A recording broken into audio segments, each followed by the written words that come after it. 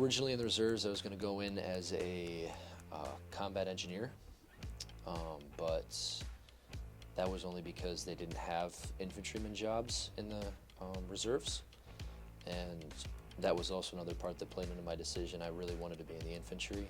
My parents did have to sign. They were excited. They encouraged it, and I understand a lot of people's parents won't, but with a little bit of explanation and meeting with recruiters, you can easily give them a better understanding on what it actually is, and then you can it should be fine from there. It was a long waiting period, and I got fed up with it, and so I switched over. Yeah, I recently got into the University of Wisconsin-Madison, and it's all going to be paid for, so I don't have to really worry about student debt and stuff like that, and push through it, because it might take a bit to get in originally, but at the end of the day, you'll get in. My name is Caleb Rabbitt. I'm an E2 private in the United States Army National Guard. I am a 11 Bravo or infantryman. Cool. All right, so we'll jump in and talk about RSP. So my first drill, I was in what they call red phase, which is essentially you're learning the basics, and it's just like the inaugural phase where you get all the the faces down and how to salute, and you go through a bunch of packets, and then I'm moving on to the next phase with my next drill, which will be where I'm taking the ACFT and stripes and skills test, Yep. and getting all that out of the way, and then after that I'll probably be moving on to, I think it's blue phase, where it's just regular. You'll be in white phase. White phase. Yep. White phase until I leave. So. So when did you enlist? I enlisted back in January, early January, something like that. So then you've been to 1 or 2 RSPs? I've been to 1 RSP, and but I've been to so what they call armory days, I believe, before RSP. Yeah, we just hang out here. Yep. Open armories where I'll I'll do games, team building activities, and other stuff like that. That's cool. Nice. So what got you interested and in contact with Sergeant Paulson? I've always wanted to join the Army. It's been like a goal of mine, and I originally started out with the U.S. Army Reserve, which I wouldn't recommend. They were taking a bit to process all of my medical documents and stuff like that, until a good friend came and told me that maybe I should consider the National Guard instead, and so I decided I'm going to do that, and so I just got in touch with Sergeant Paulson, who was his recruiter. Okay. So what are some of the, other than just taking time to process, what are some of the differences? The reserves will tell you that you need, I believe they'll try to talk you out of joining the National Guard, saying they don't have the same benefits and stuff like that, and which just isn't true. But once I did some research, I found out that the benefits were essentially the same, and the National Guard had, if not better, benefits than the reserves would. And so taking that into account, along with how long it was taking for me to process through MEPS, I just decided to switch over. Okay. What about your job as well? So you chose what job in the National Guard, and what job were they trying to put you in the reserves?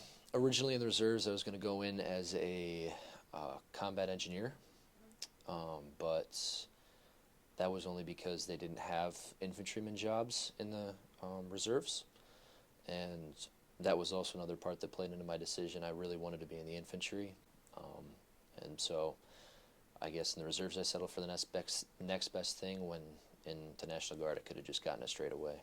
Mm-hmm. And how was so a lot of people will start with the reserves, and they'll think that the process to halting your process and transferring over to the Guard will just add more time. How did you feel like your transfer went? My transfer went really quickly. It was just, within a couple of weeks, 1 or 2, 3 weeks, I was, ready to go. All I had to do was fill out another packet of paperwork, and that was it. It was like 2-3 pages maybe maximum, and all of the information that the reserves had gathered up, they were able to just transfer it straight over, so it wasn't really that much time affecting. So pretty smooth. So did you have some road bumps like at MEPS though? At MEPS, I did. I had originally some medical issues from back in middle school. I had a broken toe and a fracture in my back, I believe, which was, we were able to work through it, and we got some waivers signed for it, and we were done. We're good to go. But other than that, your MEPS process was. Other than that, MEPS was relatively smooth. I believe I only went to MEPS twice, even with all those injuries. So. That's pretty good. Okay. Let's see. So you joined with a couple of your buddies. Talk about that. Yes. So I joined with my buddy Braden Steckner and Will Braunschweig, and me and Braden were able to get in the same unit, and then Braunschweig was transferred or was inducted into a different unit, I believe, but. We'll still be working relatively close together, which is great because we'll be it's the same 127th Infantry Regiment, I believe. So it's the same regiment, but we just aren't in the same company, which we'll still be able to see each other all day, which is another benefit of the National Guard. You'll be able to hang out with friends if you go to the same drill as them and you're in the same unit. Yeah, that's really cool. So you guys are all kind of be in the same area, doing all the same stuff. What are you looking forward to about basic training? Basic training, I'm looking forward to graduating basic training, obviously. But I would say the learning aspect, like land navigation, basic survival skills, which I believe they teach there, and how to I know how to shoot a weapon, but like further explanation on how to do it and getting proficient in firearms, which is going to be very beneficial, and just going outside and having fun with your buddies, even though it might not be fun all the time, but yeah, that's that shared suck. Yeah. Huge for building bonds. Okay, so are you still 17? Yes, I am still 17 years old. So then, are you a junior or senior? I'm a senior, and I go to St. John's Northwestern Military Academy. Okay. So a late birthday? Yeah, my birthday's in May. Okay. So you'll be 18 before you leave? Yeah. Cool. Were there any... Was it harder to go through the process because you're 17? Was there anything like that? No, I would say it's essentially the same for everybody. It doesn't really matter the age. It's just, what, birthday you put on the paperwork. Sure. Shoot, there was something I was thinking with that.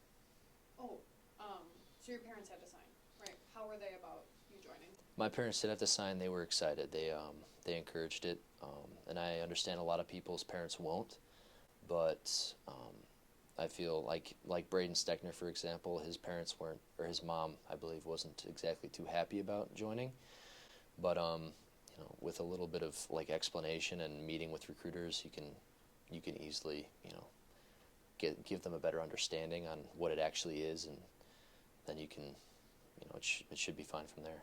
Yeah. So you didn't really have to worry about that. Your parents were on board.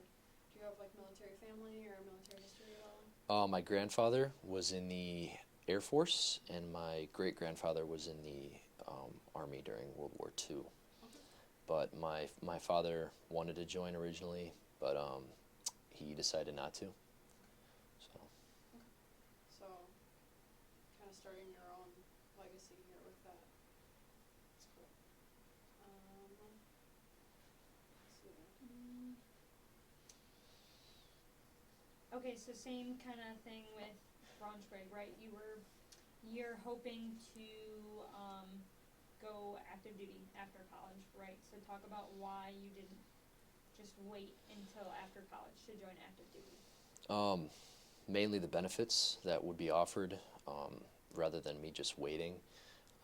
I had the opportunity to get my college essentially paid for completely, and the bonuses that the National Guard offers is a great addition, and I'll be able to, not have to worry exactly about.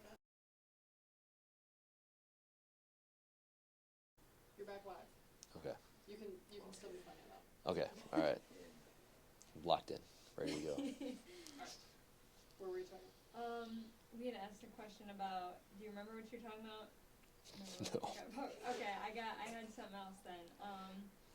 Let's see here. If you could, so you started your process with the reserves in June of last year, Yeah. right? If you could, why did you wait until the summer of your junior year? And if you could change that and do it earlier, would you? So my birthday was in May, which that was obviously, that made me have to wait until my summer of junior year. But if I could do it all over again, I would obviously have gone just straight to the National Guard instead of having to wait all that time with the reserves. But yeah, I started in June, and I don't think I started my process with the reserves until like a little bit before Christmas, something like that. So it was a long waiting period, and I got fed up with it, and so I switched over. That's a lot of time in service you could have done. Mm-hmm. Yeah, he had the. That was another issue. It's a lot of wasted time that I could have had back, and I could have used in order to get more, like a rank up or something like that, or recruit more, so I could get like possibly E4, E5. No, sorry, not E5. E3, E4. Private first class or specialist, but it is what it is. So to juniors who are thinking, a lot of juniors think, well, I want to wait until I'm in my senior year, I want to wait until I'm 18, I want to wait until I'm in college. So for those people that think they've got all the time in the world and want to keep kicking the can down the line, what would you say to them about when they should start their process? You don't have all the time in the world, I would say, because as with my situation, if you do wait until the very end, like say you're like 35 and you all of a sudden decide, hey, you know what, now's the time that I need to take to join the Army. And you've always wanted to do it, and so you decide you're going to start the process, and then all of a sudden, you start it with the reserves, or you start it with a recruiter that might not be able to properly get you in, and then all of a sudden you have 7 months, 6 months of wasted time, because you decided to, wait, and now you have, on top of all those years that you waited, you have that extra 6 months that it's going to take for you to join the Army. When if you do it now, then it's really not that big of a deal. Like, I'm still 17 years old. I have all the time in the world to be in the Army, and I can still get out and choose a civilian job. I don't have to sign this 8-year contract that I'm not going to get out until I'm 42, something like that. So. That's good perspective for sure. What are you thinking you want to do you want to go to college after basic training? Yeah, I recently got into the University of Wisconsin-Madison, and so I'm going to plan on going there. I'm going to take a year off just to go to basic training and AIT, and then it's going to leave room for schools, and it's also going to leave room for me to work. So I'll be able to get back on my feet and get some money before I go to college, along with the money that I'm already getting from the National Guard and the benefits that I will have received. Nice. Did you enlist with a bonus? Yeah, I enlisted and I got a $20,000 bonus. Dang. Because I believe as long as you score a 50 or above on the ASVAB, I think is what it is, then you can get that bonus easily. And depending on what job you choose, you can get a bonus on that too. That's exciting. Nice. Okay.